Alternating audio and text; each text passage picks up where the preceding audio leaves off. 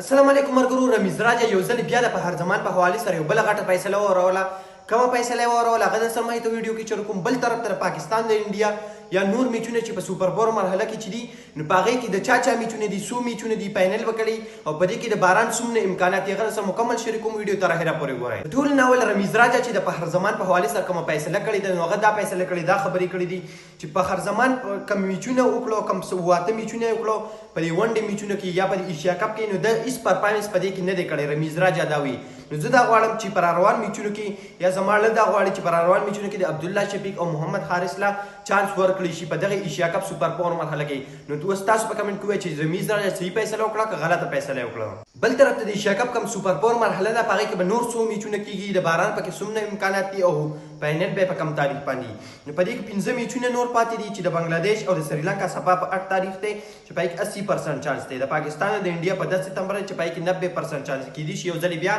د باران د وجې متاثر شي او د دې ټول کریډټ سي چې شاته ځکه چې غلطي فیصله کړې دي بل طرف ته کې د پاکستان او د انډیا او د سریلانکا چې په 12 ستمبر 80% چانس بل طرف ته کې د پاکستان او سریلانکا په 14